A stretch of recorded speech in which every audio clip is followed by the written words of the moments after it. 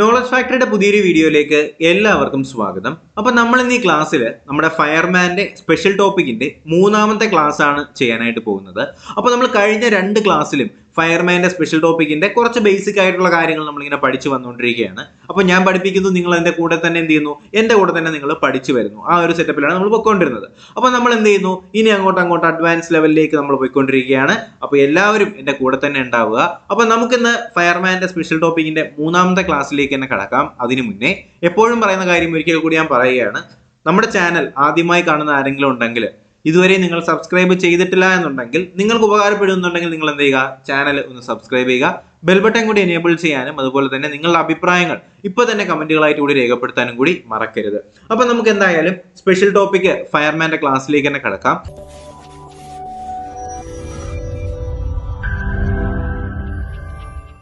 ഇന്നത്തെ നമ്മുടെ ആദ്യത്തെ ടോപ്പിക് എന്ന് പറയുന്നത് ജ്വലന ത്രികോണം അല്ല എന്നുണ്ടെങ്കിൽ ഫയർ ട്രയാങ്കിൾ എന്ന് പറഞ്ഞാൽ എന്താണ്. അപ്പൊ കഴിഞ്ഞ ക്ലാസ്സുകളിൽ നമ്മൾ മെൻഷൻ ചെയ്തിട്ടുണ്ടായിരുന്നു, നമുക്ക് പഠിക്കേണ്ട ഒരു പ്രധാനപ്പെട്ട സാധനമാണ് ഫയർ ട്രയാങ്കിൾ അല്ല എന്നുണ്ടെങ്കിൽ ജ്വലന ത്രികോണം. അപ്പൊ എന്താണ് ഫയർ ട്രയാങ്കിൾ അല്ലെങ്കിൽ എന്താണ് ജ്വലന ത്രികോണം എന്ന് ആദ്യം ഞാൻ നിങ്ങൾക്ക് സിമ്പിൾ ആയിട്ട് പറഞ്ഞു തരാം. അതിനുശേഷം നമുക്ക് ഡെഫിനിഷനിലേക്ക് കടക്കാം.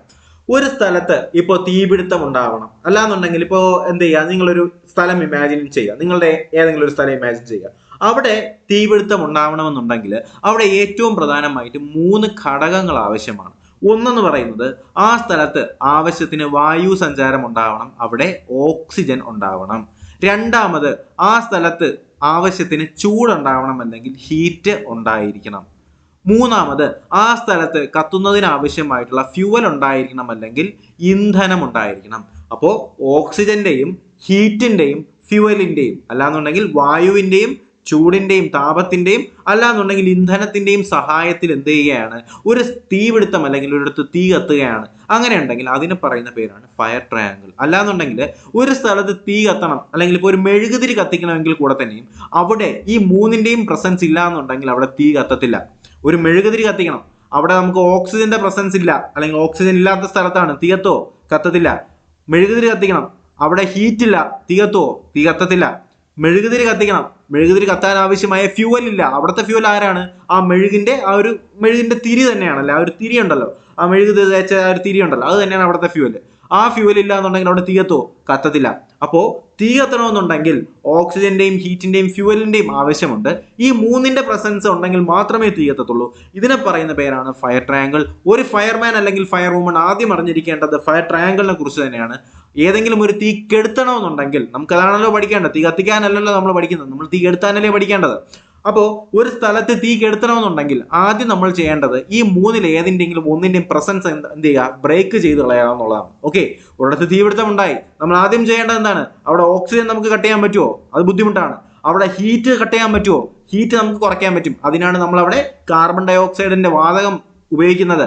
അവിടെ നമ്മൾ എന്ത് ചെയ്യുന്നു, നമ്മൾ നേരത്തെ പഠിച്ചിട്ടുണ്ടെന്ന DCP അല്ലെ, ഡ്രൈ കെമിക്കൽ പൗഡർ അല്ലെ, അങ്ങനെയുള്ള കെമിക്കൽ പൗഡർ നമ്മൾ എന്ത് ചെയ്യുന്നു, അവിടെ വിതറുന്നു. അല്ലാന്നുണ്ടെങ്കിൽ അവിടെ നമ്മൾ കാർബൺ ഡൈ ഓക്സൈഡ് വാതകം ഉപയോഗിക്കുന്നു. അല്ലാന്നുണ്ടെങ്കിൽ നമ്മൾ അവിടെ എന്ത് ചെയ്യുന്നു, ഫോം ഉപയോഗിക്കുന്നു അല്ലെങ്കിൽ പത ഉപയോഗിച്ച് നമ്മൾ എന്ത് ചെയ്യുന്നു, ആ ഒരു ഹീറ്റിനെ നമ്മൾ തണുപ്പിക്കാനായിട്ട് ശ്രമിക്കുന്നു.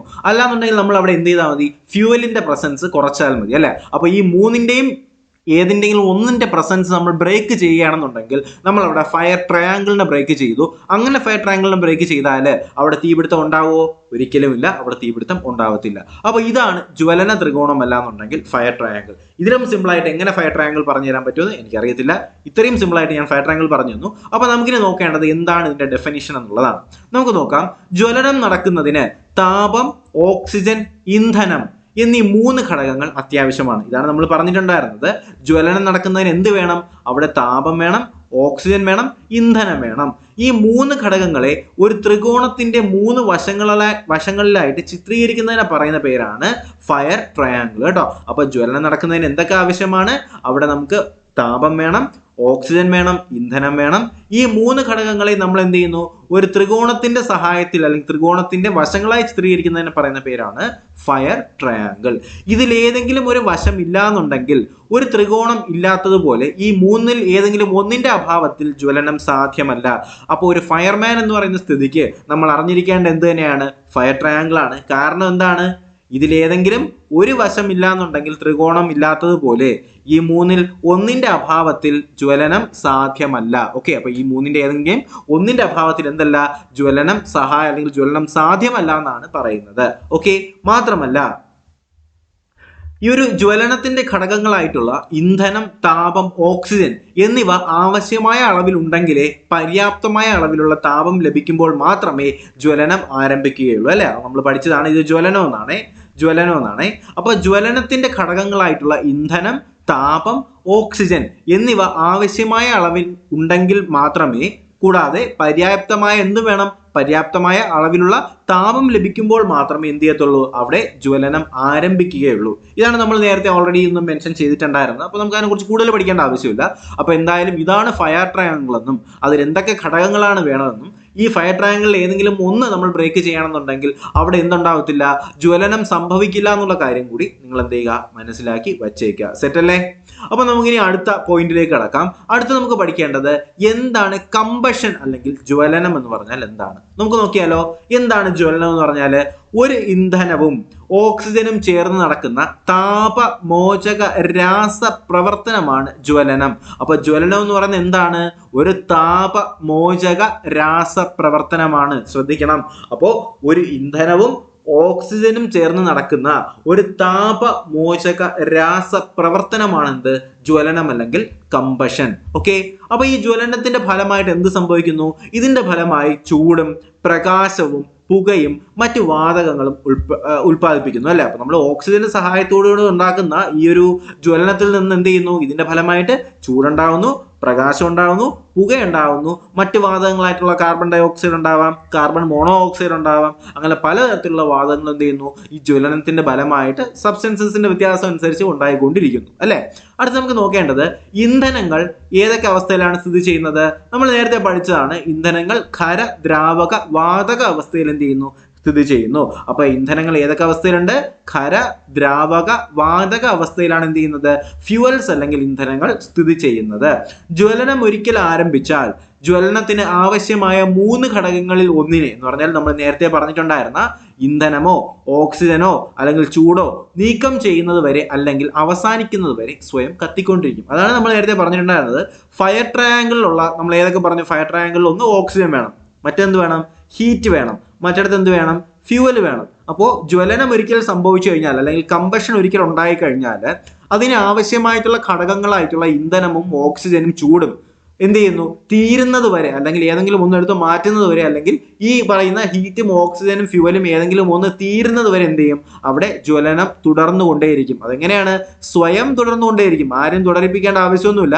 ഈ ഹീറ്റ് നമ്മുടെ ഫയർ ട്രയാങ്കിളിൽ പറഞ്ഞിട്ടുള്ള 3-ൽ ഏതെങ്കിലും ഒന്നിന്റെ അഭാവം ഉണ്ടാവുന്നത് വരെ അവിടെ എന്ത് ചെയ്യും, ജ്വലനം സംഭവിച്ചു കൊണ്ടേയിരിക്കും. അല്ലെ, അതുപോലെ തന്നെ ജ്വലന സ്വഭാവമുള്ള ദ്രാവകമോ വാതകമോ, ജ്വലന സ്വഭാവമുള്ള ദ്രാവകമോ വാതകമോ അല്ലാന്നുണ്ടെങ്കിൽ എന്താണ്, വായുവുമായി ഒരു പ്രത്യേക അനുപാതത്തിൽ ഉണ്ടെങ്കിൽ മാത്രമേ തീ പിടിക്കുകയുള്ളൂ. ഇതിനറിയപ്പെടുന്ന പേരാണ് ജ്വലന പരിധി. ഓക്കെ, അപ്പൊ എന്താണ് ജ്വലന പരിധി എന്ന് ശ്രദ്ധിച്ചേ. ജ്വലന സ്വഭാവമുള്ള അല്ലെങ്കിൽ ജ്വലിക്കാനുള്ള സാധ്യതയുള്ള അല്ലെങ്കിൽ ജ്വലിക്കുന്നതിനുള്ള ക്യാരക്ടറിസ്റ്റിക്സ് ആവശ്യമായിട്ടുള്ള ഏതെങ്കിലും ദ്രാവകമോ അല്ലാന്നുണ്ടെങ്കിൽ വാതകമോ എന്ത് ചെയ്യുന്നു, വായുവുമായിട്ട് ഒരു പ്രത്യേക റേഷ്യോയിൽ ഉണ്ടെങ്കിൽ മാത്രമേ എന്ത് ചെയ്യത്തുള്ളൂ, അവിടെ തീ പിടിക്കുകയുള്ളൂ. ഇതിനറിയപ്പെടുന്ന പേരാണ് ജ്വലന പരിധി. കേട്ടോ, ജ്വലന പരിധി. എന്താണ് ജ്വലന പരിധി എന്ന് അറിഞ്ഞിരിക്കുക.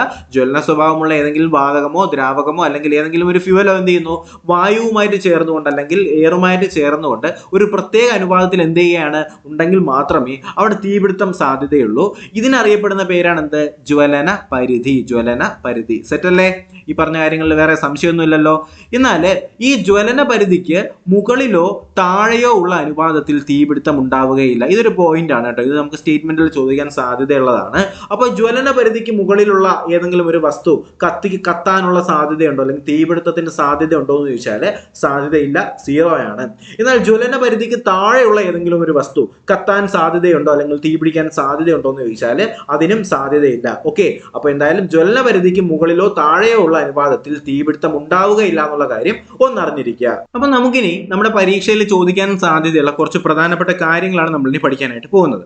അപ്പൊ അതിൽ ആദ്യം ശ്രദ്ധിക്കേണ്ടത് കുറച്ച് ദ്രാവകങ്ങളും വാതകങ്ങളും അതിന്റെയൊക്കെ ജ്വലന പരിധിയുടെ ഉയർന്ന പരിധിയും താഴ്ന്ന പരിധിയും. എങ്ങനെ പിള്ളേരെ വലിച്ചു താഴെയിടാൻ നോക്കുന്ന കേരള PSCക്ക് തീർച്ചയായിട്ടും ഇതിൽ നിന്ന് ചോദ്യങ്ങൾ ചോദിക്കാനുള്ള സാധ്യതയും വളരെ കൂടുതലാണ്. അതുകൊണ്ട് തന്നെയാണ് ഇതും കൂടി ഉൾപ്പെടുത്തിയിട്ടുള്ളത്. ആ കാര്യം നിങ്ങളൊന്ന് വളരെ ശ്രദ്ധിച്ച് നിങ്ങൾ എവിടെയെങ്കിലും ഒന്ന് നോട്ട് ചെയ്ത് തന്നെ നിങ്ങളൊന്ന് പഠിക്കാനായിട്ട് ശ്രമിക്കുക കേട്ടോ. അപ്പോൾ ഇതിനകത്ത് പറയുന്ന ആദ്യത്തെ വാതകം എന്ന് പറയുന്നത് നമ്മുടെ ഹൈഡ്രജൻ ആണ്.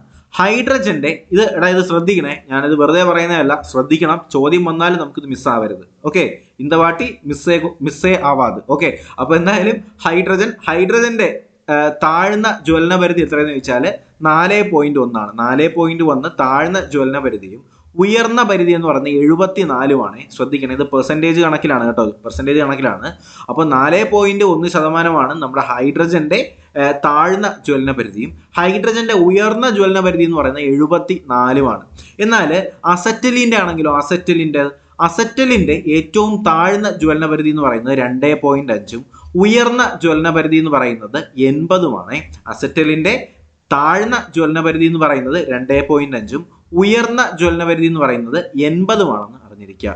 എന്നാൽ ബ്യൂട്ടേൻ ആണെങ്കിലോ, ബ്യൂട്ടേൻ നമുക്കറിയാം നമ്മുടെ പാചകവാതകത്തിലും അതുപോലെ തന്നെ സിഗരറ്റ് ലാമ്പിലൊക്കെ ഉള്ള ബ്യൂട്ടേൻ ആണ് അല്ലെ. അപ്പൊ ഈ ബ്യൂട്ടേന്റെ താഴ്ന്ന ജ്വലന പരിധി എന്ന് പറയുന്നത് 1.5ഉം ഉയർന്ന ജ്വലന പരിധി എന്ന് പറയുന്നത് 9ആണ് കേട്ടോ. പെട്രോളിന്റെ ആണെങ്കിലോ, പെട്രോളിന്റെ താഴ്ന്ന ജ്വലന പരിധി 1.2ഉം ഉയർന്ന ജ്വലന പരിധി എന്ന് പറയുന്നത് 6ഉമാണ്. മാത്രമല്ല മീഥേന്റെ ജ്വലന പരിധി ആണെന്നുണ്ടെങ്കിൽ താഴ്ന്ന ജ്വലന പരിധി 5ഉം ഉയർന്ന ജ്വലന പരിധി 15ഉമാണ്.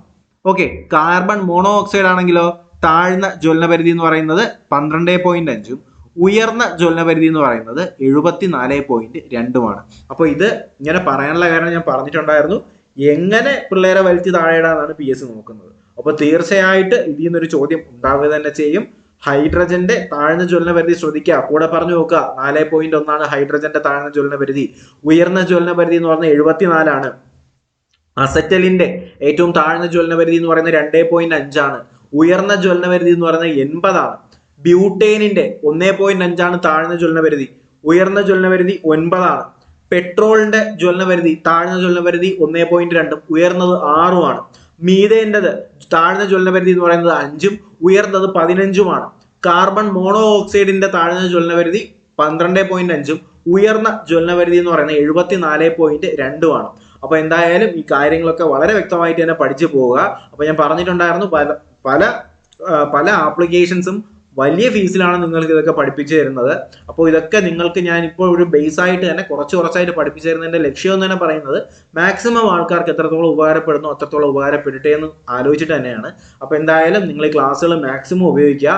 ഫയർമാന് സമയമുണ്ട്, ഇതുവരെ ഡേറ്റും കാര്യങ്ങളൊന്നും വന്നിട്ടില്ല എന്ന് വിചാരിച്ച് ഉഴപ്പരുത്. ഫയർമാൻ സ്പെഷ്യൽ ടോപ്പിക്കുകൾ പഠിച്ചാൽ എളുപ്പമാണ്. അല്ലാന്നുണ്ടെങ്കിൽ നമുക്ക് CPOയും എക്സൈസും ബീറ്റ് ഫോറസ്റ്റിന്റെയൊക്കെ സ്പെഷ്യൽ ടോപ്പിക്ക് പഠിച്ച് ഒതുക്കും പോലെ പെട്ടെന്ന് അങ്ങ് ഒതുക്കി തീർക്കാൻ പറ്റുന്ന ഒരു സാധനമല്ല ഫയർമാൻ്റെത്. ആ ഒരു കാര്യം മനസ്സിൽ വെച്ച് തന്നെ പഠിക്കാനായിട്ട് ശ്രമിക്കുക കേട്ടോ. അപ്പൊ എന്തായാലും ഇത്രയും കാര്യങ്ങൾ മനസ്സിലായല്ലോ. ഈ ജ്വലന പരിധിയുമായിട്ട് ബന്ധപ്പെടുത്തിയിട്ടുള്ള ഈ ഒരു ടേബിള് തീർച്ചയായിട്ടും നിങ്ങൾ പഠിച്ചിട്ട് തന്നെ പരീക്ഷയ്ക്ക് പോകാനായിട്ട് ശ്രമിക്കുക. ഓക്കെ, അപ്പൊ നമുക്ക് എന്തായാലും അടുത്തൊരു ടോപ്പിക്കിലേക്ക് തന്നെ കിടക്കാം. വളരെ സിമ്പിൾ ആയിട്ടുള്ള ഒരു കാര്യമാണ്. രാസപ്രവർത്തന വേഗത അനുസരിച്ചുകൊണ്ട് ജ്വലനം വിവിധ തരത്തിലുണ്ട്. പ്രധാനമായിട്ടും എത്ര തരത്തിലുണ്ട്? 3 തരത്തിലാണുള്ളത്. 1 ദ്രുതഗതിയിലുള്ള ചലനം, 2 സ്ഫോടനം, 3 എന്ന് പറയുന്നത് മന്ദഗതിയിലുള്ള ജ്വലനം. അപ്പൊ കുറച്ച് കാര്യങ്ങളെ നമ്മൾ ഇനി പഠിക്കുന്നുള്ളൂ. അതുകൂടി പഠിച്ചതിന് ശേഷം നമ്മൾ ഇന്നത്തെ ക്ലാസ് അവസാനിപ്പിക്കുന്നു. ഓക്കെ, അപ്പൊ എന്താണ് ദ്രുതഗതിയിലുള്ള ജ്വലനം എന്ന് പറഞ്ഞാൽ? ഇത് രാസപ്രവർത്തന വേഗത അനുസരിച്ചാണ്. അതും ചോദിക്കാം. രാസപ്രവർത്തന വേഗത അനുസരിച്ച് ജ്വലനം ഈസ് ക്ലാസിഫൈഡ് ഇൻടു 3 ടൈപ്സ്. ഏതൊക്കെയാണ്? അപ്പൊ പറഞ്ഞേ, 1 എന്ന് പറയുന്നത് ദ്രുതഗതിയിലുള്ള ജ്വലനം, 2 എന്ന് പറയുന്നത് സ്ഫോടനം, 3 എന്ന് പറയുന്നത് മന്ദഗതിയിലുള്ള ജ്വലനം. അപ്പൊ ആ പേരിൽ തന്നെ ഉണ്ട് സംഭവങ്ങൾ എന്തൊക്കെയാണ്. അത് ഞാൻ ഡിഫൈൻ ചെയ്ത് നിങ്ങൾക്ക് പഠിപ്പിച്ചു തരേണ്ട കാര്യം പോലും വരുന്നില്ല. അപ്പൊ പറഞ്ഞു നോക്കിയേ, എന്തായിരിക്കും ദ്രുതഗതിയിലുള്ള ജ്വലനം എന്ന് പറഞ്ഞാൽ എന്താണ്? വളരെ കുറഞ്ഞ സമയത്തിനുള്ളിൽ എന്ത് ചെയ്യുന്നു? വളരെയധികം ഹീറ്റും ലൈറ്റും പുറത്തുവിടുന്ന ഒരു ജ്വലനത്തിന് പറയുന്ന പേരാണ് ദ്രുതഗതിയിലുള്ള ജ്വലനം. വളരെ കുറഞ്ഞ സമയത്തിനുള്ളിൽ വളരെ വേഗത്തിൽ വളരെ അധികം എന്ത് ചെയ്യുന്നു?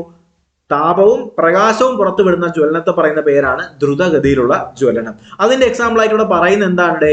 ഇന്ധനങ്ങൾ കത്തുന്നത്. നമ്മളെ പെട്രോളും ഡീസലും ഒക്കെ കുറച്ചെടുത്ത് ഒഴിച്ചിട്ട് കത്തിച്ചു നോക്കണം. ഇപ്പൊ കത്താം അങ്ങനെയാണോ കത്തുന്നത്? എല്ലാം കൂടി പെട്ടെന്ന് ഒരു കത്തിലാണ് അല്ലെ. പെട്ടെന്ന് എന്ത് ചെയ്യുന്നു? തീ അതിന്റെ അടുത്തെത്തും മുമ്പ് തന്നെ വേപ്പറൈസ് ചെയ്ത് പെട്ടെന്ന് അങ്ങ് കത്തുന്നു അല്ലെ. അപ്പോൾ വളരെ കുറഞ്ഞ സമയത്തിനുള്ളിൽ വളരെയധികം താപവും പ്രകാശവും പുറത്തുവിടുന്ന ജ്വലനത്തെ പറയുന്ന പേരാണ് ദ്രുതഗതിയിലുള്ള ജ്വലനം. എന്നാൽ എന്താണ് സ്ഫോടനം? ആ പേരിൽ തന്നെയുണ്ട്. എന്താണ് സ്ഫോടനം എന്ന് പറഞ്ഞാൽ? സ്ഫോടനം എന്ന് പറഞ്ഞാൽ വളരെ കുറഞ്ഞ സമയം കൊണ്ട് വളരെയധികം ചൂടും ശബ്ദവും പ്രകാശവും വലിയ മർദ്ദത്തിൽ പുറത്തു വരുന്നതാണ് എന്ത്? സ്ഫോടനം. ഒരു ബോംബ് പൊട്ടിച്ചാൽ എന്താണ് സംഭവിക്കുക? പറഞ്ഞേ. ഒരു ആന കുത്താൻ വന്നാൽ നിങ്ങൾ എന്ത് ചെയ്യും? ഒരു ചെറിയ കല്ലെടുത്ത് എറിയും അല്ലേ? അപ്പോൾ വലിയൊരു ചെറിയൊരു ബോംബ് പൊട്ടിയാൽ എന്താ സംഭവിക്കുക? അതൊന്ന് ആലോചിച്ച് നോക്കിയേ. വളരെ കുറഞ്ഞ സമയം കൊണ്ട് അവിടെ എന്ത് സംഭവിക്കുന്നു? വളരെ അധികം ചൂടും ശബ്ദവും പ്രകാശവും വലിയ പ്രഷറിലാണ് ഇത് പുറത്തേക്ക് വരുന്നത്. ഇതിനെ പറയുന്ന പേരാണ് എന്ത്? സ്ഫോടനം. ഇതിന്റെ ഉദാഹരണം നിങ്ങൾ ശ്രദ്ധിച്ചാൽ നിങ്ങൾക്ക് കാര്യം മനസ്സിലാവും. ഇതിന്റെ ഉദാഹരണമായിട്ട് ഇവിടെ എന്താ പറഞ്ഞിട്ടുള്ളത്? വെടിമരുന്ന്, ഡൈനാമിറ്റ് തുടങ്ങിയ സ്ഫോടക വസ്തുക്കൾ കത്തുന്നതാണ് ഈ സ്ഫോടനം എന്ന് പറയുന്ന ഈ ഒരു പ്രതിഭാസത്തിന്റെ എക്സാമ്പിൾ അല്ലെങ്കിൽ ഉദാഹരണമായിട്ട് പറയുന്നത്. ഓക്കെ, അപ്പൊ വളരെ കുറഞ്ഞ സമയം കൊണ്ട് വളരെയധികം ചൂടും ശബ്ദവും പ്രകാശവും വലിയ മർദ്ദത്തിൽ വലിയ പ്രഷറിൽ പുറത്തു വരുന്നതിനെയാണ് നമ്മൾ പൊതുവെ സ്ഫോടനം എന്ന് പറയുന്നത്. സ്ഫോടനം അല്ലെങ്കിൽ എക്സ്പ്ലോഷൻ എന്ന് പറയുന്നത്. അപ്പൊ എന്താണ് മന്ദഗതിയിലുള്ള ജ്വലനം എന്ന് പറഞ്ഞാല്? ഇതില് വളരെ കുറഞ്ഞ അളവിലുള്ള താപമോ പ്രകാശമോ മാത്രമേ എന്ത് ചെയ്യത്തുള്ളൂ? പുറത്ത് വരത്തുള്ളൂ. അപ്പോൾ അതാണ് സിമ്പിൾ ആയിട്ട് ഞാൻ പറഞ്ഞിട്ടുണ്ടായിരുന്നു. അപ്പോൾ ആദ്യം പറഞ്ഞ എക്സാമ്പിൾ എന്ന് പറഞ്ഞാൽ എന്താണ്? ദ്രുതഗതിയിലുള്ള ജ്വലനം. അതിന്റെ എക്സാമ്പിൾ ആയിട്ടാണ് പറഞ്ഞത് ഇന്ധനങ്ങൾ കത്തുന്നത്. കുറഞ്ഞ സമയത്തിനുള്ളിൽ വളരെയധികം താപവും പ്രകാശവും പുറത്തു വരുന്നതിന് ദ്രുതഗതിയിലുള്ള ജ്വലനമെന്നും, എന്നാൽ സ്ഫോടനം എന്ന് പറയുമ്പോൾ എന്താണ്? വളരെ കുറഞ്ഞ സമയം കൊണ്ട് വളരെയധികം ചൂടും ശബ്ദവും പ്രകാശവും പുറത്തു വരുന്നതിന് നമ്മൾ എന്ത് ചെയ്യുന്നു? സ്ഫോടനമെന്നും. അതുപോലെ തന്നെ മന്ദഗതിയിലുള്ള ജ്വലനമാണെങ്കിൽ ഇതിൽ വളരെ കുറഞ്ഞ അളവിലുള്ള താപമോ പ്രകാശമോ പുറത്തു വരുന്നതാണ് എന്ത്? മന്ദഗതിയിലുള്ള ജ്വലനം. നമ്മളൊരു തടി കഷ്ണം കത്തിക്കുകയാണെങ്കിൽ അത് മന്ദഗതിയിലുള്ള ജ്വലനമാണ്. കാര്യം എന്താണ്? അത് കത്തി വരുമ്പോഴത്തേക്ക് നാളെ മറ്റന്നാളൊക്കെ ആവും. ചില സമയം എടുക്കും അല്ലേ? അപ്പൊ അതാണ് മന്ദഗതിയിലുള്ള ജ്വലനം എന്ന് പറഞ്ഞാൽ. അപ്പൊ എന്താണ് ഈ മൂന്ന് തരത്തിലുള്ള കെമിക്കൽ റിയാക്ഷൻ അല്ലെങ്കിൽ രാസപ്രവർത്തനത്തിന്റെ അടിസ്ഥാനത്തിലുള്ള ഈ മൂന്ന് തരത്തിലുള്ള ജ്വലനത്തെ മനസ്സിലായല്ലോ? ദ്രുതഗതിയിലുള്ള ജ്വലനം എന്താണെന്ന് മനസ്സിലായി, സ്ഫോടനം എന്താണെന്ന് മനസ്സിലായി, മന്ദഗതിയിലുള്ള ജ്വലനവും മനസ്സിലായി. അപ്പൊ ഇനി നമുക്ക് രണ്ട് കാര്യങ്ങൾ കൂടി പറഞ്ഞുകൊണ്ട് നമുക്ക് ഇന്നത്തെ ക്ലാസ് അവസാനിപ്പിക്കാം. വളരെ പ്രധാനപ്പെട്ട രണ്ട് പോയിന്റുകളാണ് ഡിസ്കസ് ചെയ്യുന്നത്. ചോദ്യം തീർച്ചയായിട്ടും ഉണ്ടാവും. ദേശീയ അഗ്നിസേന ശമന ദിനം എന്താണ്? ദേശീയ അഗ്നിസേന ശമന ദിനം അല്ലെങ്കിൽ നാഷണൽ ഫയർഫോഴ്സ് ഡേ എന്ന് പറയാം നമുക്ക്. നാഷണൽ ഫയർഫോഴ്സ് ഡേ ചോദിച്ചാൽ ഏപ്രിൽ 14 അറിഞ്ഞിരിക്കുക. ഏപ്രിൽ 14 എന്താണ്? ഏപ്രിൽ 14 നാഷണൽ ഫയർഫോഴ്സ് ഡേ അല്ലെങ്കിൽ ദേശീയ അഗ്നിസേന ശമന ദിനം എന്ന് പറയുന്നത് ഏപ്രിൽ 14. എന്നാൽ എന്നാണ് അഗ്നിശമന പതാക ദിനം? ഫയർഫോഴ്സ് ഫ്ലാഗ് ഡേ എന്ന് പറയും. അപ്പോൾ ഫയർഫോഴ്സ് ഫ്ലാഗ് ഡേ എന്നാണ്? മാർച്ച് 8 അല്ലെ? March 8 fire force flag day. Okay, അപ്പോൾ ദേശീയ അഗ്നിസേന ശമന ദിനം ഏപ്രിൽ 14. അടുത്ത അഗ്നിശമന പതാക ദിനം ചോദിച്ചാൽ അത് മാർച്ച് 8. അപ്പോൾ ഇത്രയും പറഞ്ഞ കാര്യങ്ങൾ നിങ്ങൾക്ക് മനസ്സിലായല്ലോ. അപ്പോൾ നമ്മൾ ഇന്ന് പറഞ്ഞ പോയിന്റുകൾ എന്തൊക്കെയാണ് എന്നുള്ള കാര്യം ഞാൻ ഒന്നും കൂടി വളരെ പെട്ടെന്ന് ഒന്ന് റിവൈസ് ചെയ്ത് തരാം. അപ്പോൾ നമ്മൾ ആദ്യം ഡിസ്കസ് ചെയ്തുകൊണ്ടിരുന്ന എന്താണ് ഫയർ ട്രയാങ്കിൾ അല്ലെങ്കിൽ എന്താണ് ജ്വലന ത്രികോണം എന്ന് പറഞ്ഞിട്ടുണ്ടായിരുന്നു. ഓക്സിജന്റെയും ഹീറ്റിന്റെയും ഫ്യൂവലിന്റെയും പ്രസൻസ് ഉണ്ടെങ്കിൽ മാത്രമേ അവിടെ തീപിടുത്തം ഉണ്ടാകത്തുള്ളൂ. ഇതിന്റെ ഏതെങ്കിലും ഒന്നിന്റെ അളവ് കുറയുന്നത് വരെ അല്ലെങ്കിൽ ഇത് ഏതെങ്കിലും ഒന്നിന്റെ അഭാവം ഉണ്ടാവുന്നത് വരെ അവിടെ എന്ത് ചെയ്യും? തീ തനിയെ കത്തിക്കൊണ്ടിരിക്കും അല്ലെ? അതിനെ പറയുന്ന പേര് ഫയർ ട്രയാങ്കിൾ എന്നാണ്. എന്താണ് ജ്വലനം? എന്താണ് കമ്പഷൻ എന്ന് പറഞ്ഞു? ഒരു ഇന്ധനവും ഓക്സിജനും ചേർന്നുകൊണ്ട് നടത്തുന്ന ഒരു താപമോചക രാസപ്രവർത്തനമാണ് എന്ത്? കമ്പഷൻ അല്ലെങ്കിൽ ജ്വലനം എന്ന് നമ്മൾ പറഞ്ഞിട്ടുണ്ടായിരുന്നു. പിന്നെ നമ്മൾ പറഞ്ഞു ജ്വലന നിരക്ക് എന്താണെന്ന് പറഞ്ഞു. ഈ ജ്വലന നിരക്ക് അല്ലെങ്കിൽ ജ്വലന പരിധിയുടെ ഏറ്റവും പ്രധാനപ്പെട്ട കുറച്ച് വാതകങ്ങളും ദ്രാവകങ്ങളും നമ്മൾ പറഞ്ഞിട്ടുണ്ടായിരുന്നു. ഇത് പഠിച്ചിട്ടേ പോകാവൂ, വളരെ ഇമ്പോർട്ടന്റ് ആണ്. അതുപോലെ തന്നെ വിവിധ തരത്തിലുള്ള രാസപ്രവർത്തനത്തിന്റെ വേഗത അനുസരിച്ച് ജ്വലനവും വിവിധ തരത്തിലുണ്ട്. എക്സാമ്പിൾ ആണ് എന്ത്? ഒന്ന് ദ്രുതഗതിയിലുള്ള ജ്വലനം എന്ന് പറഞ്ഞു. രണ്ടെന്ന് പറയുന്നത് എന്താണ്? സ്ഫോടനം അല്ലെങ്കിൽ എക്സ്പ്ലോഷൻ ആണെന്ന് പറഞ്ഞു. മൂന്നെന്ന് പറയുന്നത് മന്ദഗതിയിലുള്ള ജ്വലനവും പറഞ്ഞു. പിന്നെ നമ്മൾ ഏറ്റവും അവസാനം പറഞ്ഞു നിർത്തിയത് ദേശീയ ശമന സേനാ ദിനം ഏപ്രിൽ 14, അഗ്നിശമന പതാക ദിനം എന്ന് ചോദിച്ചാൽ അത് മാർച്ച് 8. അപ്പോൾ ഇത്രയും പറഞ്ഞ കാര്യങ്ങളിൽ നിങ്ങൾക്ക് യാതൊരു സംശയവുമില്ല, എല്ലാം ക്ലിയർ ആണ്, പക്കയാണെന്നുണ്ടെങ്കിൽ ഇതുവരെ നിങ്ങളുടെ അഭിപ്രായങ്ങൾ കമന്റുകൾ ചെയ്തിട്ടില്ല എന്നുണ്ടെങ്കിൽ നിങ്ങളുടെ ക്ലാസ്സിനെ കുറിച്ചുള്ള വിലയേറെ അഭിപ്രായങ്ങൾ തീർച്ചയായിട്ടും കമന്റുകളായിട്ട് രേഖപ്പെടുത്തുക. നിങ്ങളുടെ കമന്റുകൾ കാണുമ്പോഴാണ് നിങ്ങൾക്ക് ക്ലാസ് എത്രത്തോളം ഇഷ്ടമായി അല്ലെങ്കിൽ നിങ്ങൾക്ക് ഉപകാരപ്പെടുന്നുണ്ടോ എന്നുള്ള കാര്യങ്ങളൊക്കെ എനിക്ക് മനസ്സിലാവുകയും എനിക്ക് മുന്നോട്ടുള്ള ക്ലാസ് ചെയ്യാനുള്ള ഒരു എനർജിയും ഉണ്ടാവുക. ഓക്കെ, അപ്പോൾ തീർച്ചയായിട്ടും നിങ്ങളുടെ അഭിപ്രായങ്ങൾ ഞാൻ പ്രതീക്ഷിക്കുന്നു. വീഡിയോ ഇഷ്ടമായെങ്കിൽ ലൈക്ക് ചെയ്യുക, ചാനൽ സബ്സ്ക്രൈബ് ചെയ്യുക, നിങ്ങളുടെ കൂട്ടുകാരിലേക്ക് കൂടി ഈ ഒരു വീഡിയോ എത്തിച്ചു കൊടുക്കുക. പഠിക്കാൻ മടിക്കരുത്, സമയമുണ്ടെന്ന് കരുതി കളിക്കാൻ നിൽക്കരുത്. ബുദ്ധിമുട്ടാണ്, പഠിച്ചാലേ മനസ്സിലാവൂ, പഠിപ്പിക്കുന്നുണ്ട്, അത് യൂസ് ചെയ്യുക. ഓക്കെ, അപ്പോൾ എന്തായാലും പുതിയൊരു വീഡിയോയും ക്ലാസ്സും ഒക്കെ ആയിട്ട് ഉടനെ തന്നെ കാണാം. അതുവരേക്കും എല്ലാവർക്കും bye bye, good bye, take care.